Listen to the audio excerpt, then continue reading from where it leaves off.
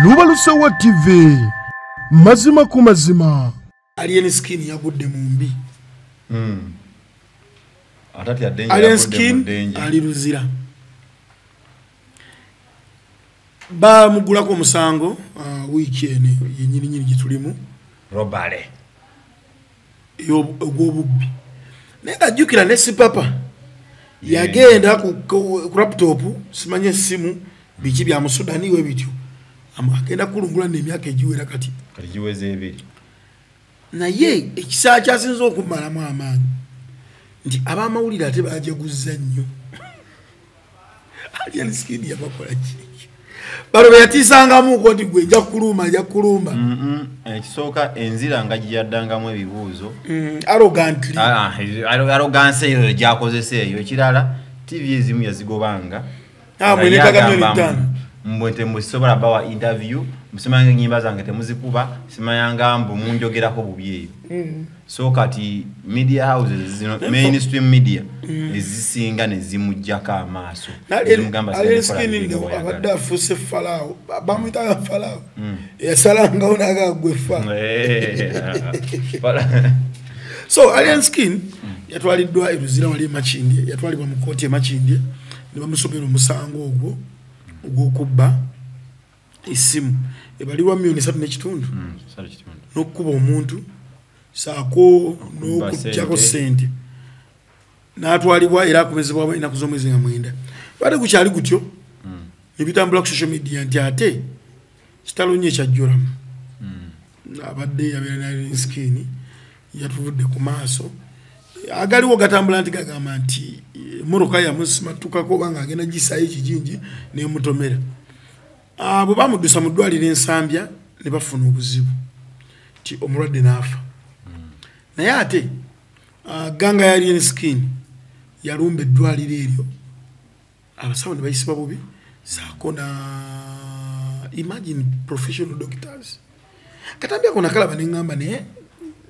agavubuka gano which country is this? Nolaba professional y'omuntu muganda wange okusoma obusawo si kusoma mawulire. Myaka 5 mu university emyaka 2 training y'emyaka 5. So natuli akatamba yake ninga is this real? Chenda bandaba edited video n'okwata omusawo n'omutuuza ku computer by force kwegamba bw'omutuuza ku computer agenda kukuwaaki ku pressure y'omutaddeko byebe ne mukoti bagamba nti baakukaka oba tebaakukaka just omuntu osobola okwogera ekintu kyebanga baamukase bukasi kikola ki. So ekintu ekyo tekyalabika bulungi mu ggwanga okutwaliza wamu era abangambako nti abasawo baali bagenda kulaga obutali bumativu n'ekiranga ogenda kuwa opinion yo.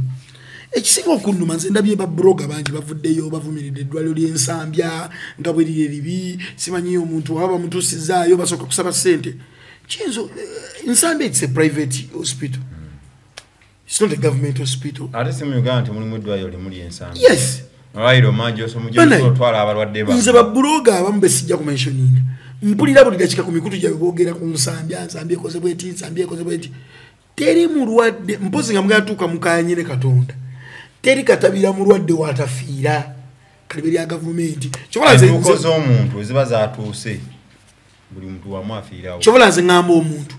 ekyo kyabadde kiina kuba bwe kito abantu ze kyemmanyi okukkiriza baakuvaamu abo tebakyesiga Katonda abantu kali bamanyi bo be basobola ottaasa buli kimu kyonna ekibeerawo n'omusawo oyo gwolaba naye muntu ajjanjaba naye n'agamba katusirikale tubirekedde Katonda. I always tell people nti nze mbeera ndaba omupiira bano bayita badokita ku mupiira babaleka briefcase kabe kali mu IC kali mbiki bakuba omuzanyi gwaloza nje kapiira oba wansi dokita oyo najala akubuuza obadde ki weewa kuluma naye kakulu kyasobola nakola ki kwogera olyawe kuliri kulimu. So njagala ntegeeze ku bano babloga abeeyita abagezi bo beeyita abagezi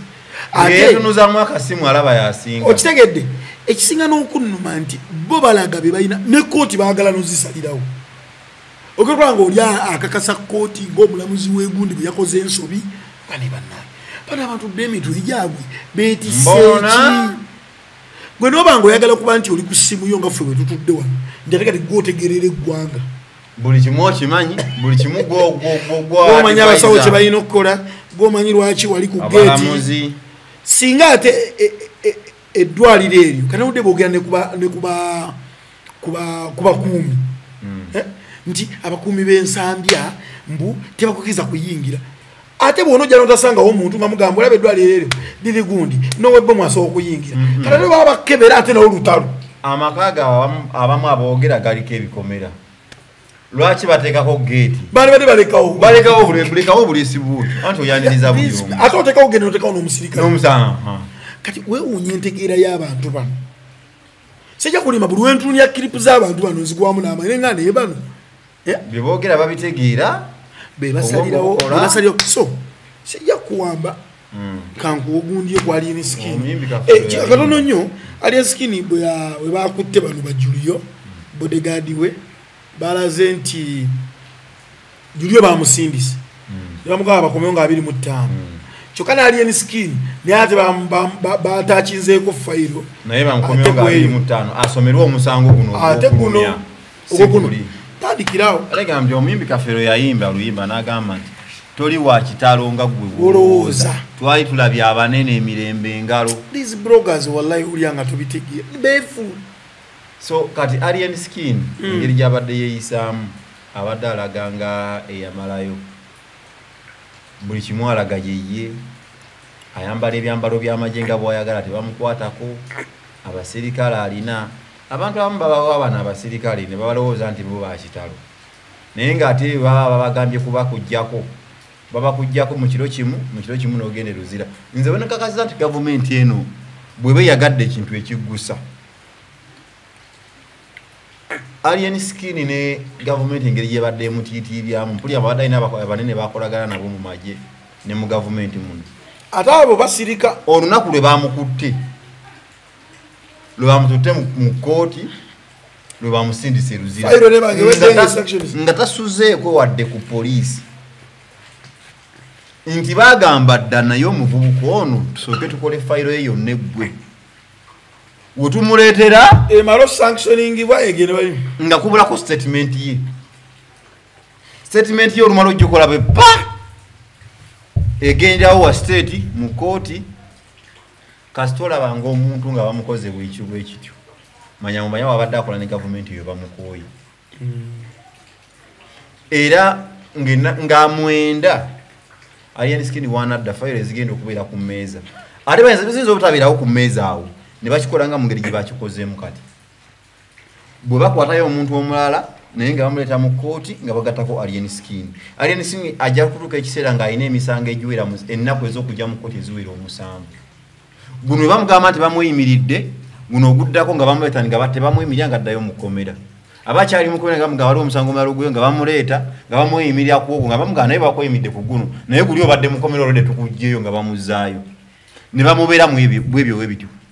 abantu bemmanya bana abali mu entertainment abali balina amaanyi ali Sipapa yakwatako n'emmundu n'abakuumi be n'emmotoka ez'ebbeeyi yavuganga n'agenda ku kitebe kya Nuupu nga kikyali kamwokya n'akuba amasasi mu bbanga ng'ali ku geeti ya kitebe kya Nuupu ne batabaawo amugamba n'avuga emmotoka ye n'agenda naye bwe baatuuka nga balaba nti Sipapa bamutiitiibya abasajja bakitadde baaliwo naye kati kyetayinza kumulabawa gavumenti esobola okuwa buli kimu ng'erina byeyagala ogikole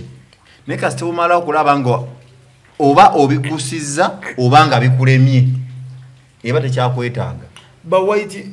Brian White yadduka ne mu Uganda n'adduka buddusi okugenda yagenda okukomawo nga mese ya mu kanisa twamulindira korolo mpunga byuya ali tatawe yali werasha ani batugamba ko tatawe yali murasha abakola neyo gundi ani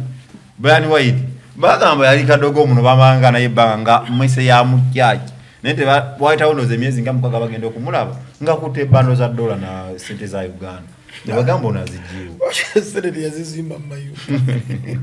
so yemberero butudako ku gundi ku mbera yensambya olowooza bano babulooga bye boogera nze kisinga okunuma nti oyogerera eddwaliro siri erimu lyokka mu ggwanga n'ekirala obadde okimanyi nti gavumenti oba abavunaanyizibwa ku byempuliziganya tebakkiriza ku advertisinga malwaliro tebakkiriza kulanga malwaliro okitegedde eddwaliro tebalanga na lirangi otwalayo ky'omuntu wo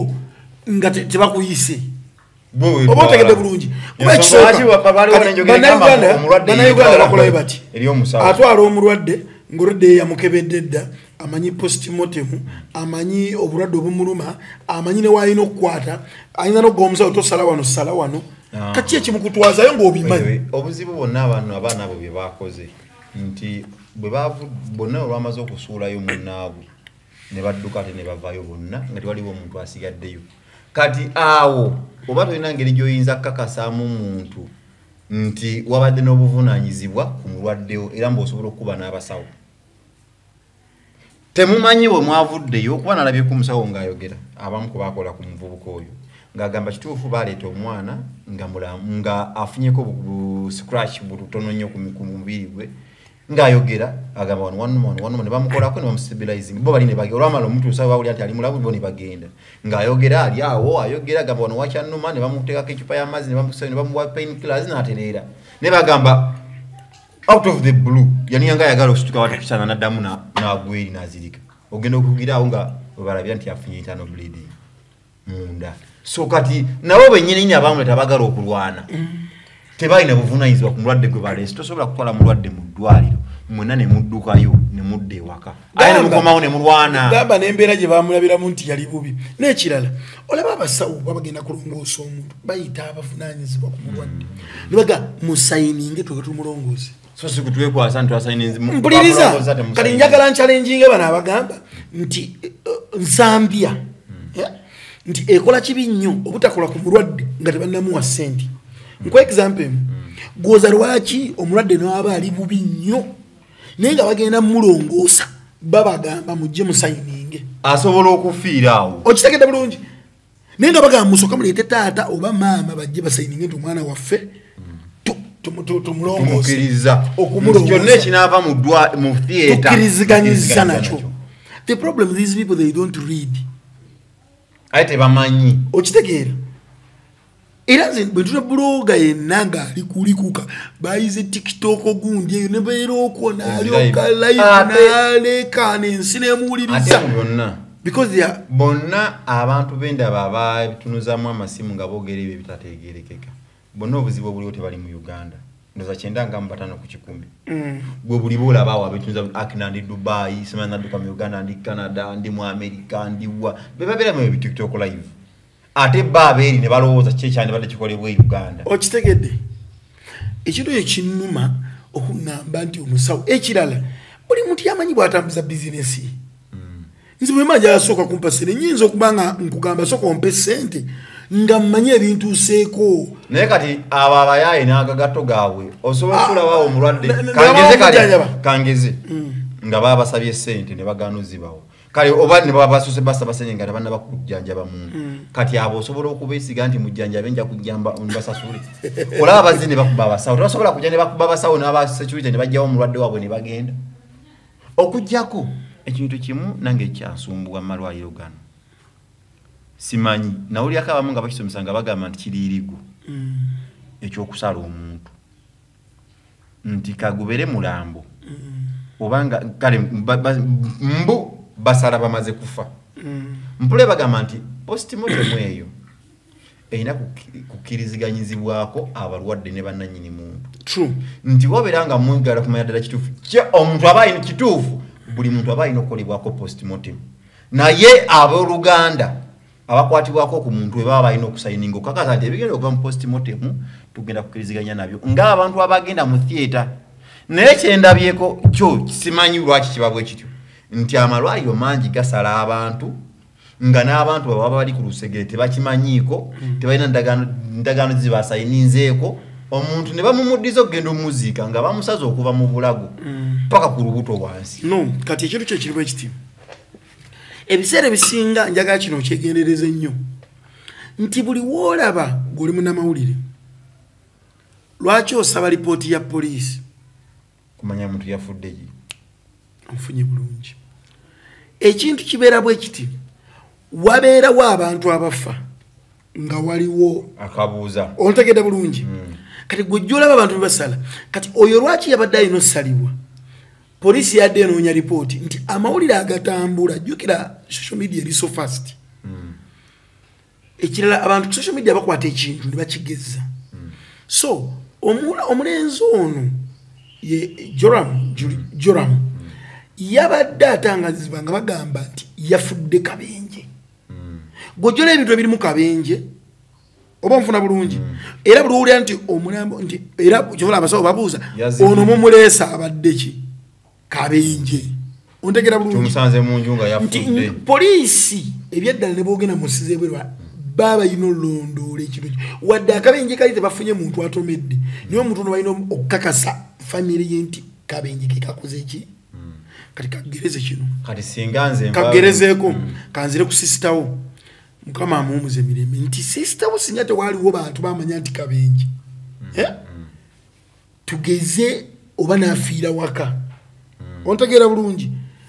sawa yakati katabira singa obuusabuusa ne bbaawe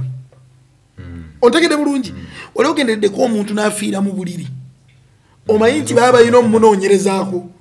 kuba nammwe benyini mubamudawutinga nedda magi yankubidde ku simu jeni yankubidde ku simu tekisoboka oba ontegere kati those doubts zibaba bagala okukolaki okujjawo era kyovulaba nze kati ndaba nzono wendi nze nali nginzeko omudawiro ya gavumenti kwanza nsingakozesa nnyo sijja kulimba nze always use bombo military hospital ne wali ekawempe naye bw'oba omuntu wonga afudde naawe olaba buli omu tebamukwatako nti bamusale era bagabwe tukuwa omuntu ng'abadde mulwadde awo nga waali oba nfuna bulungi kyeggamba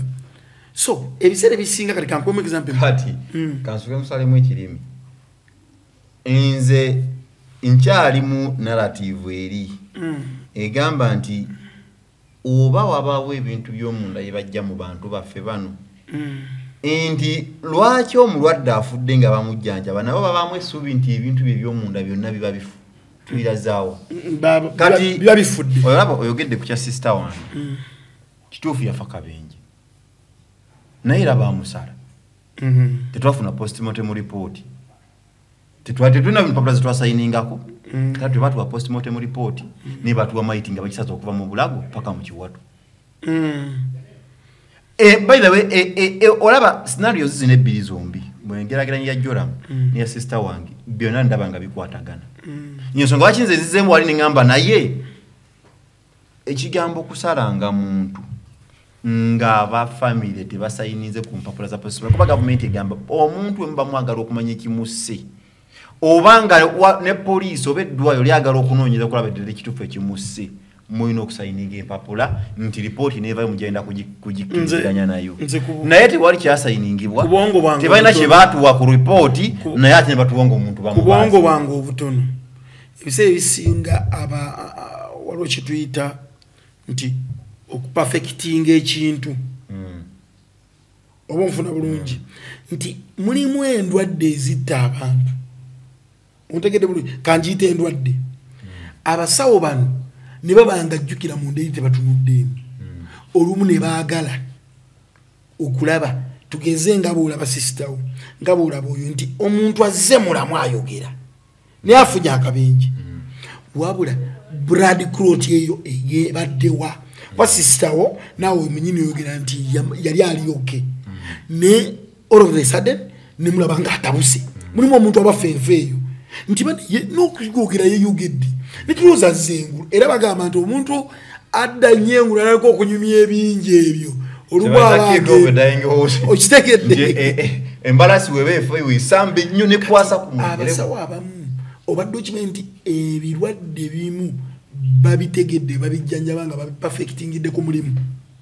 weŋŋamba nti tugenda kukkanya ku nsonga eyo njagala ompe enjawulo wakati wa sajjale gye basayiningira ne postmortem kwa postmortem ekolebwa ku mulambo sajjale eba ya mulamu bibiri byawukanira wamu kuba byonna baba either nga batereza bya munda obanga balaba bya semu kati konna kuba kusala lwaki okusala omulamu nina okusayininga okusala omufuni bagamba nakukuba kulina kusayininga ate gwe nobawuliriza babiranga tibasasayininga anti kati ono abamufu kati sayininga soka anti opulirizemu ono wabeeredde omufu kati kagewe nti oli abamulamu babasubira ebintu ebi okudda engulu n'okufa ono oleda abamaze okukola ki okufa ate kali lwaki ligamba nali muyimba n'omufumu bamina musayiningira kisoboka naye ate ne batabigoberera anti wabeerawo kati kankwemu example emu kati gojjolaba omuntu wo ng'ali mu bulumi ne bakuyita nga naawe omulaba ataawa bw'ati ne bagakatabira sayininga wano tumukole ki tumutaase tulabe oba anaaso mpuliriza obulumi wali olwaddeko ekintu oba anadde engulu naye muni n'ogaana ye mukama kabagezeeko kuba ali bubi ekirala nga bagamba naye tuba tetumusaze agenda kufa kati risika tugezeeko tulabe okimanyi newa bamanyi nogaaka tugezeeko naye nga bagenda kubaaga muntu wo kati ate kino ekyokufa omuntu n'obusungu kati gwojjolaba abantu nga basayininga emirambo wali ejjijjayo n'obunyivu babeera nabo gyeva ne gyebulaga etteeka lisigala tteeka leka kumenya gwe leka kubendinga tteeka lidde nga gwe bwokyagala kibeere bwe libanga etteeka ligamba byombi I have to sign for them lwaki gwe wagira ekyokugamba nti ekimu ku byo kirina okukolebwa wadde etteeka terikoze abalebalubalesowa tv ensonga erugenda gibalekera mu comment section tusobole okuba nga tweyongerayo nga mmaliriza nga ogenda mu comment section abantu abali eyo abaali bafiiriddwako abantu mu mochari mu ngeri kale kaŋŋambi tategeerekeka mwali mukyebuuzizaako lwaki emirambo gino bagituwa bamaze okugisala yo we bazisala ffe tuba tubakkiriza bagisale oba okugisala bamala twebuuzaako ne babaako empapula ze batusayiniriza bwe kibeera nga temumala kusayininga eddwaliro liba likoze ekintu ekyo liba likikoze mumenyi bw'amateeka era ripooti oba waddembe okugigaana eba evuddeyo nga tebamaze kukkaanya naddwaliro okukolako postmortem eripooti oba waddembe okugigaana kuba teweebuuziddwako tumanyi bintu byake engeri omuntu ng'afudde organs ziba zikyalinamu omuntu asembayo kuzikira bwongo ensonga lwaki nti omutima basobola okulongoosa omutima ne bagukujjawo ne bateekamu omulala obwongo nga bukyali bulamu obwongo ye ogani y'omuntu esembayo okuzikira era yewezikira omuntu aba takyasobola kuddangulu omuntu osobola okuzikira organizi eno naye nga obwongo buba bulamu obwongo buba bulamu kino kiba kyasobola osupportinga abatwala ku Lwalusowa TV ndi n'omukenkufuro katabira Muhammad mena ate omukenkufu sibututawaro anti yeeyita tekinokulaati